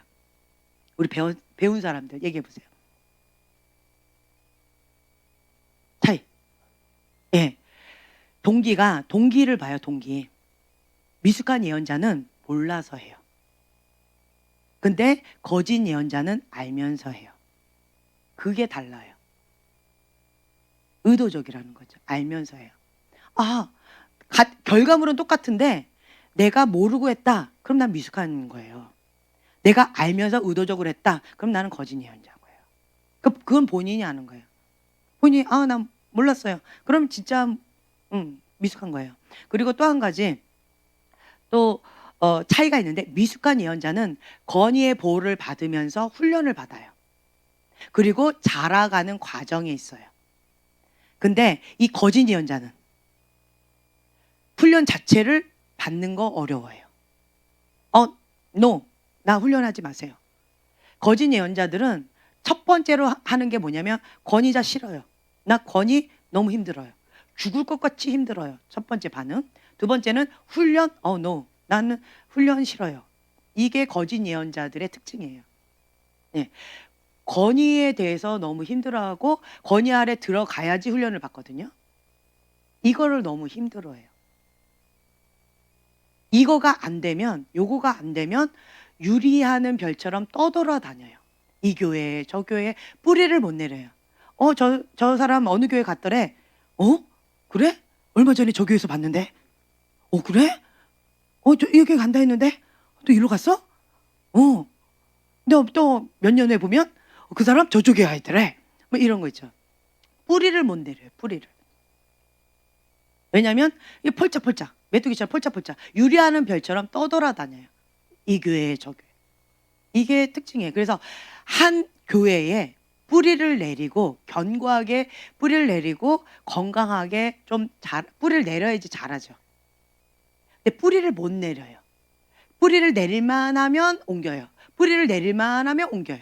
뿌리를 내릴만 하면 옮겨요. 이런 경우 있어요. 저희 교회에 초창기에 저희 교회 교인들이 굉장히 많이 바뀌었어요. 좀 다음 단계로 딱 업그레이드 되려면 사람들이 다 바뀌었어. 또 다음 단계 또 업그레이드 되려면 사람도 다 바뀌었어. 업그레이드가 될 수 있을 것 같아요? 훈련이 될 수 있을 것 같아요? 참 쉽지 않았어요. 근데 참 신기했어요. 너무나도 신기했어요. 권위 문제, 다 대다수가 권위 문제였어요. 어느 정도 딱 잘하면 자기 계시 맹신하지 말라라고 하는데 자기 계시를 다 맹신해요. 그 계시 맹신하지 말라, 자기 계시 맹신하지 말라, 버려라 라는데 요거를 너무 힘들어해요. 자, 우리 자매님 보고 자기 계시 맹신하지 마세요. 뭐라고 대답하실래요? 아멘. 예, 자기 계시 맹신하지 마세요. 예, 아멘. 자기 계시 맹신하지 마세요. 딱 표정들이 당근이지 막 다 이런 표정이잖아요. 예, 근데 우리 형제님들 자기 계시 맹신하지 마세요. 네, 아멘. 애쓸게요. 딱 이 표정이에요. 왜냐면 힘들어요. 자기 계시 맹신하지 말라는 게 초창기 때는 당근이지 이런 표정인데 어느 정도 훈련해가지고 조금 어느 정도 이렇게 훈련되잖아요. 그러면 맞는데 왜 버리래? 어이 참 자기가 틀려놓고 뭐 이런 내 계시를 이거 시기하는 거 아니야? 뭐 이러면서 엉뚱한 소리를 하는 경우 많아요. 자기 계시를 맹신하지 말라는 거를 너무 많이 힘들어요. 거짓 예언자는 또 특징 중에 하나가 자기 계시 맹신하는 게 특징이에요. 자기 계시 맹신하지 마세요를 너무너무 힘들어요. 맞다는 거죠. 자기께 맞대요. 저 사람께 틀렸대요. 이런 게 있어요. 그래서 어느 정도 딱 성장했을 때 자기 계시를 맹신하고 권위 아래 순복해서 훈련 받는 것 자체를 어려워해요. 그러면 그 사람들은 다 떠나요. 교만한 자는 방법이 없어요. 그러니까 다른 사람들은 미숙한 사람들, 그리고 좀 어리숙한 사람들, 난 놓고 기억자도 모르는 사람, 예쁜 말 하세요. 그래도 호랑이가 아응해요. 뭐 이렇게 하는 사람들 있죠. 호랑이가 아응하는 게 그게 예쁜 말이에요? 무서운 말이에요? 무서운 말이죠. 근데 제가 자 앞에 계신 분이 동물이라면 어떤 동물일까요? 주님 저에게 보여주세요. 그 의미는 무엇일까요? 저에게 가르쳐 주세요. 자, 무서운 거는 나쁜 거는 하지 마시고 그리고 아름다운 것만 해주세요 라고 했더니 했던 말이 그거예요. 자매님 앞에 있는 자매님 보고 호랑이가 응 하고 있는 게 보여졌어요. 이렇게 얘기를 해도 그런 사람들은 가능성이 있어요. 네. 가능성이 있어요. 이렇게 난 놓고 기억자도 모르고 엉뚱한 소리 하고 이렇게 해도 그런 사람들은 가능성이 있어요. 그런데 딱 유일한 이 한 사람은 정말 방법이 없어요. 어떤 사람? 예, 교만한 사람. 교만한 사람은 방법이 없어요. 대책이 없더라고요. 방법 자체가 없어요. 교만한 자는 누가 대적하신대요? 하나님 대적하신대요. 왜 하나님이 교만한 자를 대적하신다라고 표현했는지 제가 이제 조금 알겠어요. 교만한 사람은 어떻게 좀 이렇게 해보려고 했는데 안 돼요. 하나님 대적하신다라고 하는 이유를 이제 조금 알겠어요. 방법이 없어요. 그냥 손 놔버려요. 그러면 교만하면 훈련 받는 거 어려워요. 네, 어려워요. 권위에 대적하고 훈련 받는 거 어려워하고 자기 계시 맹신하고 그리고 떠나요. 그러면 저희는 그런 사람 잡을까요? 안 잡을까요? 네, 안 잡아요. 안녕히 가세요 라고 해요. 그리고 속으로 한마디 해요. 우리 교회에서 배웠다고 절대로 말하지 마세요. 우리 교회하고 우리 교회하고 뭐 했다고 절대로 얘기하지 마세요. 속으로 이제 얘기를 하죠. 네. 그리고 엉뚱한 데 가서 또 뭐 어쩌고저쩌고 이렇게 해버리면 많이 곤란해지니까. 이런 게 있어요. 그래서 이제 여러분들한테 제가 많이 강조하는 거가 뭐예요? 뭐 이렇게 하지 마세요. 저렇게 하지 마세요. 왜 그것도 못해요? 지금 몇 년째 배우는데도 아직도 예쁜 말을 못하세요. 제가 이렇게 혼내나요? 우리 형제님, 제가 혼내요? 뭐라고 막 예언 아직도 못하냐고 막 뭐라고 해요? 그런 말을 하나도 안 하죠. 네. 근데 우리 형제님한테 내가 뭐라고 하는 게 있어요. 뭐라고 할까요? 기억이 안 나죠. 네, 그런 거 다 기억 안 해도 돼요. 좋은 것만 기억하세요. 좋은 것만 기억하세요. 네, 도움 많이 됐죠. 그래도 어찌됐든 네, 그것만 기억하세요. 도움이 많이 됐다. 예. 아, 근데 제가 뭐라고 하는 거는 그냥 교만한 거. 교만한 거. 그리고 제가 공개적으로 누구한테 뭐라고 딱 할 때는 이제 뿅망치로 이렇게 똥 해주는 거예요. 이렇게 뿅 이렇게 해주는 거예요. 그러면 딱 아파요. 왜 아플까요? 예. 교만이 쑥 올라왔으니까 뿅 하고 제가 이렇게 해줬으니까 아파요. 아픈 건 당연합니다. 당연해요. 그러면 두 가지 반응이 있어요. 제가 항상 얘기해요. 회개 모드.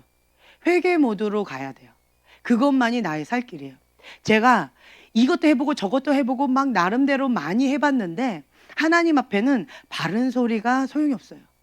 그냥 가장 지혜로운 게 뭐냐면 하나님 말씀에 그냥 무조건 즉각 순종하는 게 가장 지혜로워요. 아이들을 키워보면 알죠. 부모님이 그거 이렇게 하면 네네네네네 바로 할게요 하고 쑥 하는 사람 몇 때려요 안 때려요. 근데 그거 이러면 뭐요? 이거 그냥 왜요? 이러면 맞죠? 그럼 맞는 거예요. 그래서 하나님 말씀에 우리는 방법이 선택권이 하나밖에 없어요. 그냥 즉각 순종.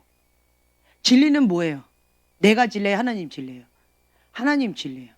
하나님께서 진리이기 때문에 우리가 할 수 있는 선택권은 하나님 말씀에 즉각 어린아이가처럼 즉각 순종하는 것밖에 없어요. 그게 지혜로워요. 안 그러면 정말 많이 힘들더라고요. 버티면 누구만 손해예요? 나만 손해예요. 예. 하나님 앞에 버럭버럭 대들면 누구만 손해예요? 예. 제가 그때 얘기했잖아요. 하나님! 왜 나에게? 그러면 하나님 저한테 그래 네 말이 맞다. 내가 미안하다. 이렇게 얘기하시잖아요. 뭐라고 얘기하세요?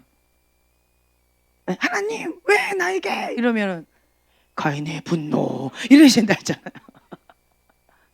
예. 하나님 앞에는 회개밖에 없어요. 내가 무조건 잘못한 거야. 하나님하고 나하고 문제가 있다. 그럼 누가 잘못한 거예요? 무조건 내가 잘못한 거예요. 예. 그럼 나는 무조건 회개해야 되는 거예요. 이게 지혜롭다라는 거 제가 깨달았어요. 그래서 좋은 습관이에요, 이게. 제가 지금 몇 년이에요. 제 나이 먹도록 지금까지 배워온 거는 그러니까 좋은 습관을 많이 가졌어요, 제가. 좋은 습관을 많이 가진 거예요. 이게 다른 말로 하나님의 견고한 진. 제가 하나님의 견고한 진을 많이 가진 것 같아요. 좋은 습관들을 많이 가졌어요. 네. 이게 나를 보호해 줘요. 하나님의 견고한 진이 나를 이렇게 보호해 주니까 다른 사람들보다는 그래도 편하게 가는 것 같아요. 다른 사람들은 막 너무너무 힘겹게 가는 어떤 영역이 있지만 저 같은 경우는 좀 편하게 가요. 무엇 때문에? 좋은 습관. 좋은 습관이 처음부터 만들어졌을까요? 아니면 힘겹게 만들어졌을까요? 네, 힘겹게 만들어졌어요. 힘겹게 만들어진 거예요. 그러니까 시행착오를 많이 했어요. 저 같은 경우 누군가 가르쳐 준 게 없어요. 그냥 시행착오를 많이 해봤어요. 이렇게도 해보고 저렇게도 해봤더니 그냥 말씀대로 순종하는 것이 최고다. 예, 저는 그걸 하나 깨달은 거예요. 그래서 말씀대로 나는 순종한다. 나의 권위자. 예, 지금 현재는 내가 선택한 건 아니지만 어쨌든 남편이니까 육적인 권위자. 그리고 또 목사님이시니까 영적인 권위자. 좋든 싫든 나의 권위자세요. 불의하든 뭐 좋으신 분이시든 상관없이 나의 권위자세요. 그러면 저는 주 안에서 순종하는 거 외에는 없어요. 하나님 앞에 하는 거예요. 그러면 하나님께서 나머지는 이게 하시더라고요. 나머지는 하나님께서 하시는 거예요. 그래서 나는 하나님 앞에 나가요. 그래서 만약에 불의한 권위자로서 어떤 걸 했다 그러면 하나님은 저한테 뭐라고 하지 않고 이쪽에게 뭐라고 하실 거예요. 전 그걸 믿어요. 하나님 공의로우신 하나님이시기 때문에. 네. 그리고 또 이제 이쪽이 잘못하면 저쪽한테 가서 일러요. 누군지 알죠? 네. 바로 가서 일러요. 잘못했어요. 뭐 이렇게. 이렇게 한다라는 거죠. 그래서 여러분들이 지금 현재 이렇게 한 단계 이렇게 나아가면서 배워 나가면서 이렇게 배우는 영역 그리고 혹은 어떤 영역 가운데 이렇게 찔림을 받는 어떤 영역들이 있다라고 한다면 내가 하는 영역은 내가 할 수 있는 반응은 저는 단순해요. 누가 뭐라고 딱 했을 때 사람인지라 아플까요? 안 아플까요? 아파요. 저라고 뭐 여기가 무슨 쇠심장인가요? 똑같은데. 근데 똑같이 아파요. 아픈데 저는 하나님 앞에 많이 울어요. 그리고 회개 모드로 들어가요. 회개 모드로 들어가요. 그러니까 저의 이게 좋은 습관이에요. 누가 뭐라고 탁 했어요. 그럼 굉장히 아파요.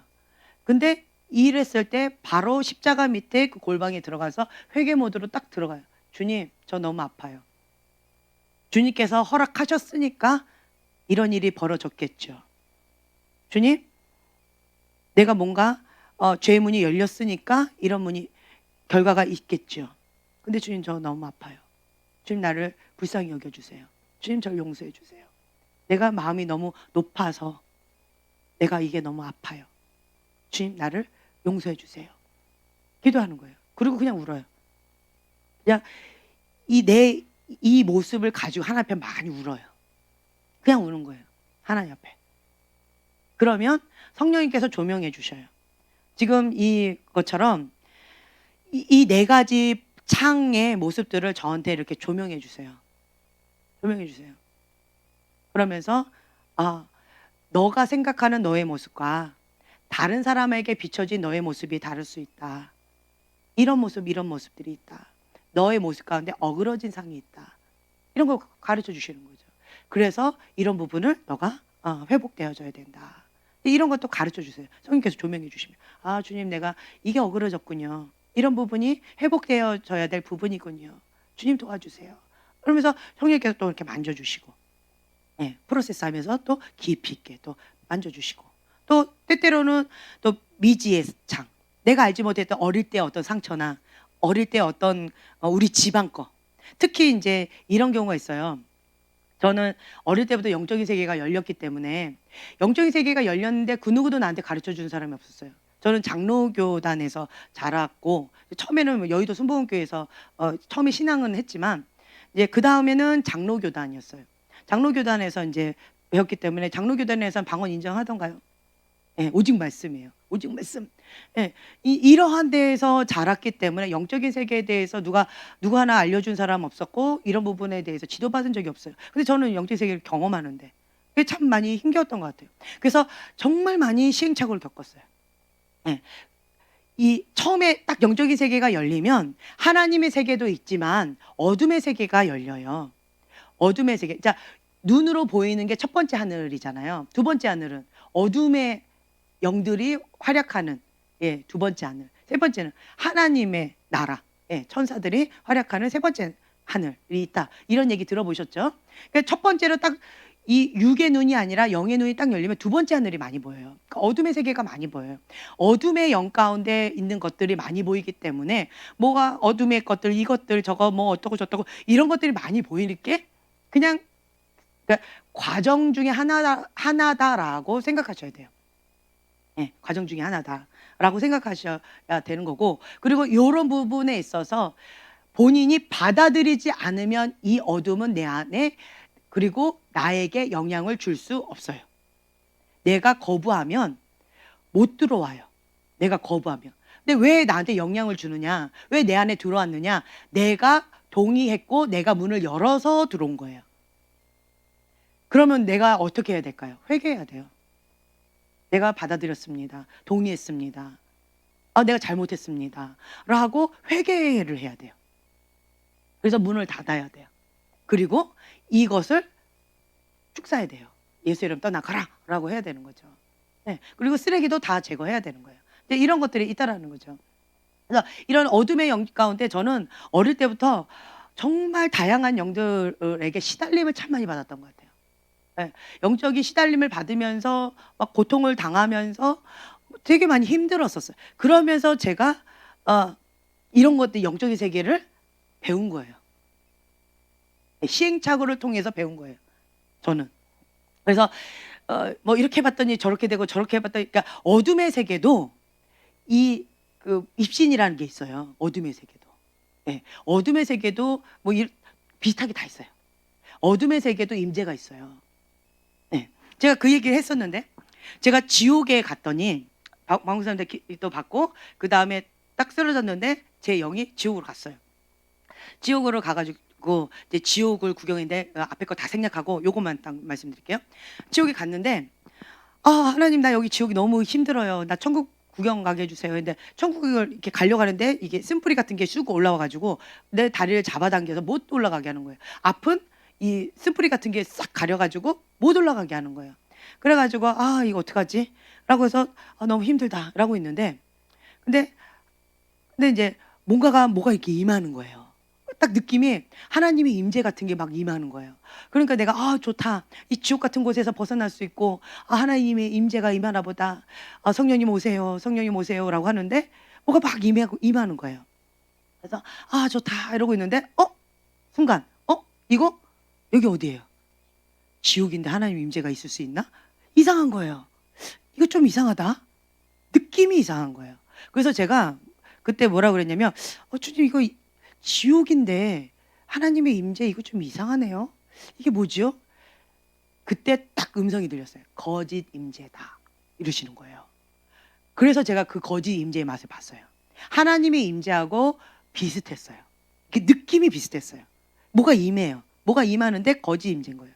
그래서 하나님, 하나님의 임재와 참 임재와 거짓 임재의 차이점이 뭐예요? 제가 물어본 거예요. 그랬더니 저한테 요 밑으로 내려가라는 거예요. 지옥 밑으로 요 밑으로 계단이 있으니까 그걸로 내려가래요.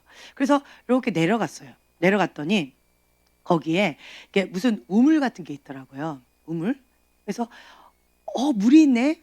물이 아주 더럽고 막 시커멓고 냄새 나고 이게 아니었어요. 그냥 깨끗한 물이었어요. 딱 내려갔더니 이게 임재의 물이네요, 주님. 그랬더니 주님께서 뭐라 하셨냐면 이게 임재의 물은 임재의 물인데 거짓 임재의 물이라는 거예요. 그래서 제가 주님 그러면 하나님의 참 임재의 물은 어떤 거예요? 차이가 뭐예요? 라고 했더니 그때 주님께서 이 두 개를 딱 대조해서 비교해 주셨는데 뭐였냐면 이 거짓 임재의 물은 임재의 강물 속에 들어간다 이런 표현 있잖아요. 근데 거짓 임재의 물도 있는 거예요. 거기에 뭐가 있었냐면 물은 물인데 그냥 깨끗한 물이었는데 참 임재는 어땠냐면 물이 맑고 투명했어요. 아주 맑은 물 있죠. 예, 맑은 물이고 이거는 더럽지 않은 물이었어요. 그냥 깨끗한 물이지만 맑진 않았어요. 맑은 물. 그리고 이 물은 이렇게 바짝바짝바짝바짝하면서 살아있는 물이었어요. 그러니까 물이 살아있는 것 같이 느껴졌어요. 물이. 근데 여기는 물이 생동감 없는 죽은 물처럼 느껴졌어요. 이런 차이가 있구나. 그래서 거짓 임재 그리고 거짓 임재의 물 이런 거가 있구나. 이거가 지옥 거구나. 이제 이런 걸 제가 그때 깨달은 적이 있었어요. 네. 이제 어쨌든 이제 이런 것들이 있고 그 다음에 여러분들이 이제 또 한 가지 해야 될 게 또 뭐냐라고 한다면 미숙한 예언자가 계속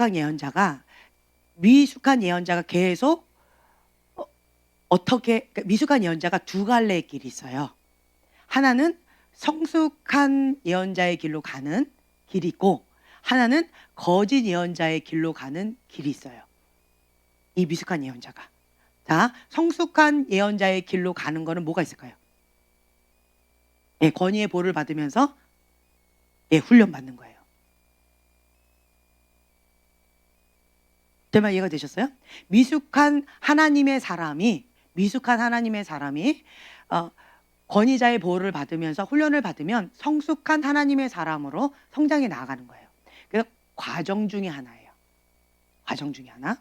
그런데 이 미숙한 예언자가 거짓 예언자의 길로 가는 게 있어요. 뭘까요? 예, 권위의 보호를 받지 않아요. 또 훈련 받지 않아요. 또 자기 계시를 맹신해요. 정확하게 하십니다. 할렐루야. 네. 장학생을 줘야 되나 봐요. 장학금을. 그러니까 이게 미숙한 예언자가 거짓 예언자의 길로 가는 거는 방금 말씀드린 요거예요. 권위자가 없어요. 권위의 보호를 받지 않아요. 그리고 훈련을 받지 않아요. 자기 계시를 맹신해요. 이러면 이 미숙한 예언자가 거짓 예언자의 길로 가요. 근데 다른 말로 어쨌든 거짓 예언자의 길로 가는데 이 거짓 예언자의 특징이 있어요. 특징이 뭐냐라고 한다면 이 거짓 예언자는 이 무당의 영이 있어요. 무당의 영이 있는데 이 무당의 영이 있는 요 사람은 또 어떤 분이 또 이런 얘기를 또 하시더라고요. 무당의 영은 무당의 영이 있는 사람의 특징은 뭘까요? 이렇게 물어봐요. 예. 어떤 사람이 무당의 영을 받을까요? 저는 요런 거에 대해서 지금 현재 연구 중이에요. 잘 모르겠어요. 근데 제가 지금까지 과정 중에 있어요. 근데 두 가지를 봤어요. 하나는 뭐냐면 그 집안 거예요. 그 집안에 우상 숭배가 강한 집안. 우상 숭배가 강한 집안이고 그다음에 그 집안에 또 무당하고 연관이 됐어요. 혹은 뭐 구술했든지 무당하고 친했든지 무당을 불렀든지 무당집에 갔든지 어쨌든 무당하고 관련됐고 우상숭배가 강해요. 그래서 그 우상숭배 가운데 귀신을 아주 강하게 섬긴 집안 있죠. 예, 그런 집안은 이게 좀 세더라고요. 요거가 세요. 그리고 이제 두 번째 집안 거 혹은 이제 그 사람 가운데 어쨌든 무당하고 연관돼 있는 거 요런 거가 있을 때는 그 집안 가운데 집안에서 이렇게 내려온 게 있어요. 이 무당의 영이 그런 게 있고 그 다음에 우리 집안에 그런 거 없는데요라고 하는데 그런 사람은 또 무당의 영이 있는데 어떤 경우냐? 내가 무당 집에 갔어요. 네, 내가 무당 집에 가거나 내가 뭐 구술 받았거나 내 이름이 무당한테 올라갔거나 뭐 절에 올라갔거나 뭐 이런 거 있잖아요. 그러니까 그렇게 나하고 연관이 돼 있는 거예요. 그러면 무당의 영이 있더라고요. 지금 현재까지는 이렇게 두 종류였어요. 네, 지금 현재 연구 중에 있는데 이 두 가지가 있어요. 네, 그래서 어떤 경우는 우리 한국 사람들 가운데에서 집안이 무당의 영이 없는 집안이 있을까요, 없을까요? 우리 집안은 없다. 할렐루야. 아무도 없어요? 그렇군요. 우리 집안도 무당의 영이 있어요. 우리 집안도. 네. 그렇기 때문에 제가 어릴 때부터 이 영적인 세계 가운데 양신 역사라고 하죠. 하나님의 영도 있었지만 이 어둠의 영도 있어가지고 굉장히 힘들었어요. 저희 부모님 조상들이 지은 죄로 인하여서 지은 죄로 인해서 죄의 문이 열려가지고 여러 가지 귀신들이 막 있고 어떻고 막 이런 것들이 있는데 내가 뭔 죄가 있어? 태어났는데 그 귀신들한테 그 어둠의 영한테 시달림을 받는 거예요. 그리고 또 반대로 예수님이 나를 보호해 주시고 예수님이 나를 지켜주시고 예수님께서 나와 함께 해주시는 거예요. 이 두 가지를 다 어릴 때부터 막 경험을 하는 거죠. 네. 이제 그러면서 시행착오를 했던 거죠. 근데 그러면 어떤 분들은 이런 얘기예요. 내가 지은 죄도 아닌데 내가 왜 이런 집안에 태어나서 이 고생을 해야 됩니까? 이렇게 외치는 사람 있죠. 억울합니다. 네, 제가 그걸 참 많이 외쳤어요. 그래서 제가 가장 큰 한맺힘이 가정이라고 얘기했잖아요. 가정. 네, 왜 나를 왜 막 이런 집안에 태어나게 하셔서 왜 막 이런 것들 참 많이 있었는데 그때 주님께서 주셨던 말씀이 뭐였냐면 나를 이 집안에 파수꾼으로 보냈다 이러시는 거예요. 나를 파수꾼이래요. 그러면서 너를 통하여 축복이 흘러가리라. 아멘. 너를 통하여 저주가 끊어지고 축복의 문이 열린다는 거예요. 파수꾼이 이 집안에 그래서 복덩어리다 이러는 거예요. 너가 이 집안에 태어나서 네가 복덩어리다 라는 거죠. 하나님께서 그 말씀을 주시는 거예요. 그래서 너는 파수꾼의 역할을 감당해라. 뭐 하지 말고 억울해하지 말고 불평불만하지 말고 탓하지 말고 그 불평할 시간에 기도나 하나 더 해라 뭐 이렇게 정신 차리고 파수꾼의 역할을 감당하라는 거죠.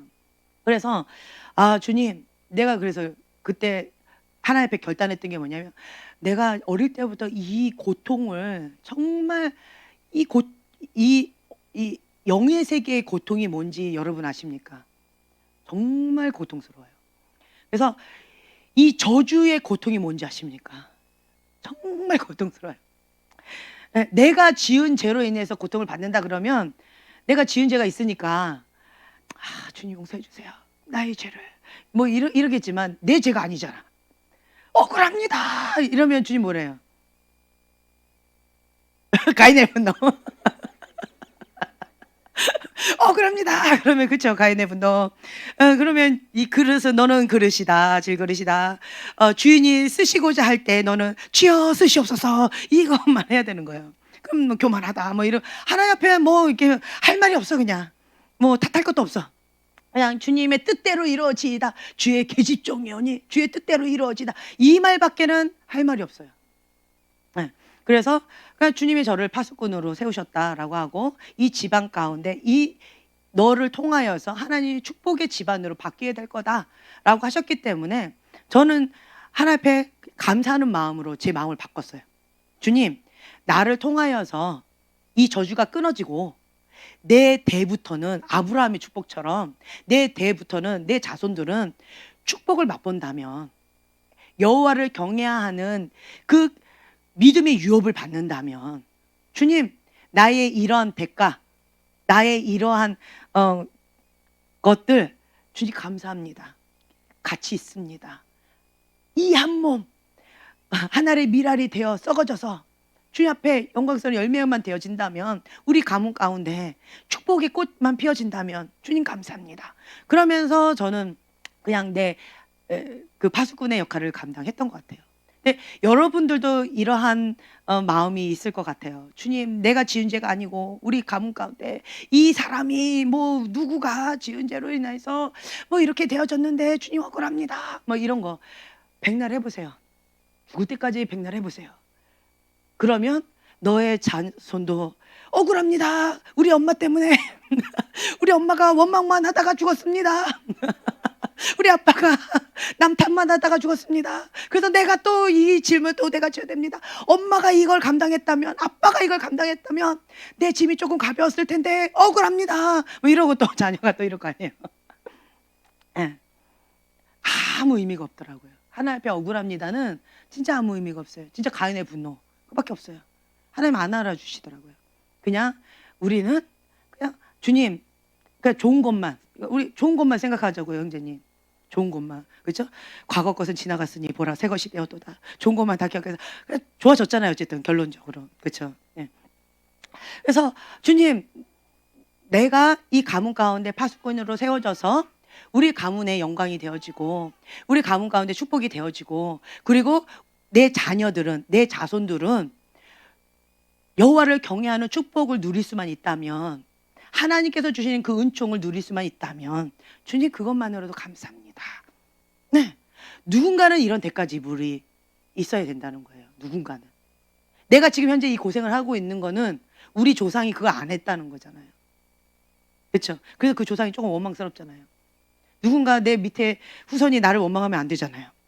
밑에 후손이 믿음의 조상 아브라함은 이것처럼 우리의 조상 중에 누구가 아브라함처럼 이렇게 파수꾼으로서 그 감당을 해주셔서 그래서 이 무당의 영을 끊고 이 저주의 문을 끊고 축복의 문을 열고 하나님의 축복의 영으로 여호와를 경외하는 영으로 우리의 믿음의 유업으로 흘려보내는 그런 귀한 축복의 통로로 감당해 주셨습니다. 감사합니다. 이렇게 한다면 얼마나 기뻐요. 그렇죠?